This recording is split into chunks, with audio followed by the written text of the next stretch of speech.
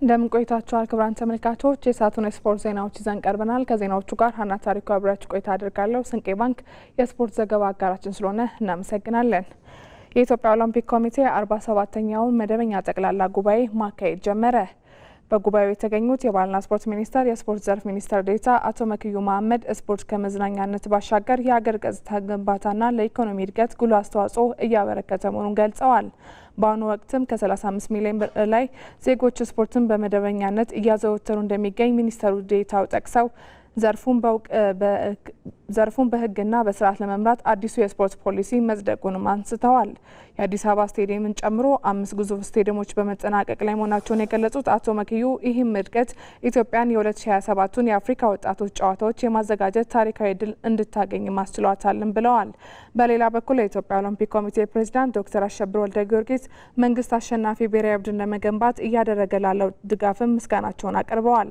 ባለፈው በጀት ዓመት ኢትዮጵያ በዓለምና በአህጉር አቀፍ ውድድሮች ላይ 124 ሜዳሊያዎችን ያስመዘገበች ሲሆን 29 ዓለም አቀፍ የስፖርት ውድድሮችን በአገር ውስጥም ተካሂደዋል። ሆኖም በፓሪስ 2024 ኦሎምፒክ የታዩ ደካማዎችን በስፋት ተገምግመዋል። በተለይ በአትሌቶች ምርጫ፣ በአሰልጣኞች አመራረጥና በብሔራዊ ቡድን የቡድን መንፈስ ላይ የታዩ ጉድለቶችን ለውጤት ማጣቱ ምክንያት እንደነበሩም ተጠቁሟል። በተጨማሪም ኮሚቴው ባለፉት ዓመታት ያጋጠመውን የሕግና የአስተዳደር ተግዳሮቶችን በማቋቋም ስራዎችን በተሳካ ሁኔታ ማከናወኑን መግለጻቸውን የዘገበው ባልደረባችን አዲስ የሸዋስ ነው። የኢትዮጵያ ስፖርት አካዳሚ በርካታ የብሔራዊ ቡድን ተጫዋቾችን ጨምሮ 124 ተማሪዎችን በትላንትናው ዕለት አስመረቀ። አካዳሚ በ2018 ለ9ኛ ዙር በ7 የተለያዩ የስፖርት አይነቶች ያሰለጠናቸውን ስፖርተኞች ትላንትና በድምቀት አስመርቋል። አካዳሚው ለ4 ዓመታት ያሰለጠናቸውን በሴትና በወንድ በአጠቃላይ 124 አሰልጣኞችን የባህልና ስፖርት ሚኒስትር ወይዘሮ ሸዊ ሸንካና ሌሎች የሚኒስቴሩ መስሪያ ቤቱ ከፍተኛ አመራሮች በተገኙበት በይፋም አስመርቋል። ከተመራቂዎቹ መካከል የኢትዮጵያ ሴቶች ብሔራዊ ቡድን ከ17 ዓመት በታች ብሔራዊ ቡድን ኮከቦች የሆኑት ሊዲያ እያሱና ምህረት አየለን ጨምሮ ሌሎች ተመራቂዎችን በቂ ስልጠና ማግኘታቸውን ተናግረዋል። አካዳሚ ገብተን ብዙ ታክቲኮችን ለምደናል፣ ብዙ ልምድ አግኝተናል። ያን ልምድ ደግሞ ለብሔራዊ ቡድንም ሱፐር ሊግን በምንጫወተው ጨዋታ ላይ በደንብ አሳይተናል። ለቀጣይ ጥሩ እድል ነው የከፈተልን፣ ጥሩ ትምህርት ነው ያገኘነው። አካዳሚ በመግባት ያገኘኋቸው ድሎች ሀገሬን እንድወክል አድርጎኛል። ምክንያቱም ክልል ከማገኘው ትሬኒንግ እዚህ የተሻለ ትሬኒንግ አለ፣ የሰዓትም ልዩነት አለ። የትሬኒንጉ አካዳሚ ሞር መግባቴ ብዙ ለውጦች አይቻለሁ። ለምሳሌ ፋይት ስጫወት፣ ቴክኒክ ሰራ፣ ብዙ ነገሮች ነበሩ፣ መቆም መፍሰዝ የሚባሉ ነገሮች ነበሩ እና እነሱን ነገር አስተካክያለሁ እዚህ በመግባት። በጣም ትልቅ ነገር አግኝቻለሁ። እኔ ይሄ ብዬ የምገልጸው አይነት ነገር የለኝም። በጣም ትልቅ ነገር አግኝቻለሁ ከአካዳሚ።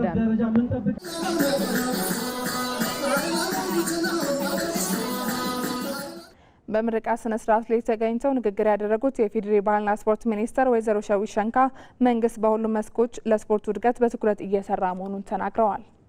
መንግስታችን የስፖርት ትምህርትና ስልጠና ስርዓትን በዘመናዊ መንገድ በማደራጀት በመላ ሀገሪቱ የትምህርትና ስልጠና ማዕከላትን በማስፋፋት ለስፖርት ልማት ልዩ ትኩረት ተሰጥቶ እየተሰራ ይገኛል።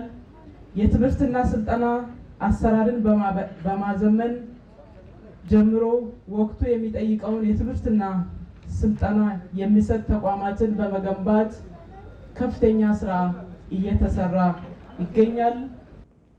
ዘገባው የባልደረባችን መሰረት ተስፋዬ ነው። የ2026 የዋንዳ ዳይመንድ ሊግ 8ኛ መዳረሻ በሆነችው በፓሪስ ዛሬ ምሽት ይደረጋል። በርካታ ኢትዮጵያን አትሌቶችን በውድድሩ ላይ ይፎካከራሉ። በ5000 ሜትር ወንዶች ኢትዮጵያ ጠንካራ ስብስብ ይዛ እንደምትቀርብበትም ርቀት ነው። አዲሱ ይሁኔ፣ ለሚቻ ግርማ፣ ጌትነት ዋለና ኩማ ግርማ ከሌሎች አትሌቶች ጋር ለአሸናፊነት ይፎካከራሉ። በ3000 ሜትር ወንዶች መሰናክል አብርሃም ስሜ፣ ሳሙኤል ፍሬውና ገመቹ ጎዳና ኃይለ ማርያም አማሬ የሚሳተፉበት ውድድር ነው። በ1500 ሜትር ሴቶች አትሌት ፍሬወይኒ ኃይሉ፣ ሀረገወይን ካሉና የሚሳተፉ ሲሆን በተለይ ፍሬወይኒ ከአውስትራሊያዊቷ ጄሲካ ሀልና ከብሪታንያዊቷ ጆርጂያ ሃንተር ቢል ጋር ለድል የምትፎካከረው ቀዳሚ አትሌት ተደርጋ ተገምታለች። የኢትዮጵያ አትሌቲክስ ቡድንም በ1500 ሜትር ሴቶችና በ5000 ሜትር ወንዶች የማሸነፍ በወንዶች መሰናክል ደግሞ ደረጃ ውስጥ የመግባት ከፍተኛ ግምትን አግኝቷል።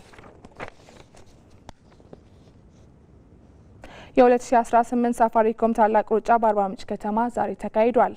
ውድድሩ መነሻውን ከአርባ ምንጭ ዩኒቨርሲቲ ሰቀላ አደባባይ በማድረግ አትሌቶችና ከአዲስ አበባ ተጉዘው ተሳታፊ ያካተተ ልዩ የ10 ኪሎ ሜትር ውድድር የተደረገበት ሲሆን የ2017 ውድድር አሸናፊ የነበረው አትሌት እስራኤል አባተ አሸናፊ ሆኗል።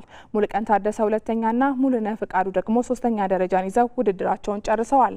በሴቶች አትሌቶች ውድድር ምንትዋ ወልዴ በቀዳሚነት ስታጠናቅቅ ጠንካራ ፉክክር በተደረገበት የሁለተኛና የሶስተኛ ደረጃ ፉክክር ሜሮን አበበና ሰላም አበበ ተከታትለው ገብተዋል።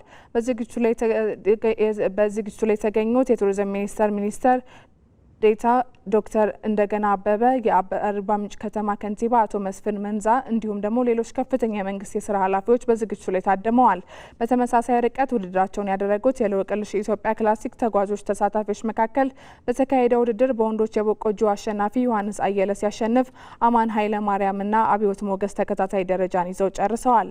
በሴቶች ውድድር ሩታ ሙልጌታ ቀዳሚ ስትሆን የግል እሸቱና ኪዲ ዱድካ ደግሞ የሁለተኛና የሶስተኛ ደረጃን ይዘው አጠናቀዋል።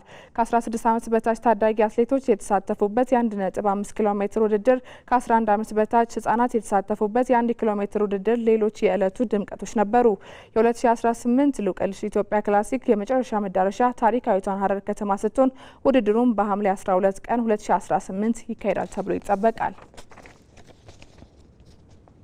ድሬዳዋ ከተማ ከሲቢ የኢትዮጵያ ፕሪሚየር ሊግ መውረዱን ያረጋገጠ ሶስተኛው ክለብ ሆነ።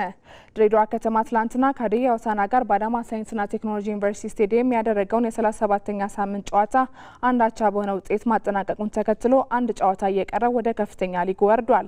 ድሬዳዋ ከተማ በ2008 ዓ.ም የውድድር ዘመን ወደ ፕሪሚየር ሊጉ ካደገ ከ10 ዓመታት ቆይታ በኋላ ነው ከሊጉ መውረዱን ያረጋገጠው። በሊጉ ለመቆየት እየታገለ የሚገኘው ምድረገነት ሽረ በበኩሉ ኢትዮጵያ መድንን 3-0 በማሸነፍ የመጨረሻ ጨዋታ ውጤትን የሌሎችን መሸነፍ ይጠብቃል። ትላንትና በዝናብ ምክንያት ያልተደረገው የአዳማ ከተማ ጨዋታ በወላይታ ዲቻ 2-0 አሸናፊነት ተጠናቋል። በአበበ ቢቂላ ስቴዲየም በአሁኑ ሰዓት እየተደረገ የሚገኘው የሊጉ ሻምፒዮን ሲዳማ ቡና ባህር ዳር ከተማ እያደረጉት ያሉት ጨዋታ ደግሞ በሲዳማ እና ሀብታሙ ታደሰ ባስቆጠራት ግብ 1-0 እየመራ ይገኛል። 10 ሰዓት ላይ ደግሞ ኢትዮ ኤሌክትሪክ ከሀዋሳ ከተማ፣ መቻል ከሸገር ከተማ ጨዋታቸውን ያደርጋሉ። በዓለም ዋንጫ የምድብ የመጨረሻ ጨዋታዎች ትላንትም ቀጥለው ሲደረጉ አልጄሪያ ዲሞክራቲክ ኮንጎና ጋና ጥሎ ማለፉን ተቀላቀሉ። በምድብ 11 ዲሞክራቲክ ሪፐብሊክ ኮንጎ ኡዝቤኪስታንን 3-1 በማሸነፍ በታሪክ ለመጀመሪያ ጊዜ ጥሎ ማለፉን ተቀላቅላለች። ሁለተኛ የዓለም ዋንጫ ተሳትፏን እያደረገች የምትገኘው ኮንጎ በዓለም ዋንጫ ያስመዘገበችው የመጀመሪያ ድሏን ሆኖ ተመዝግቧል።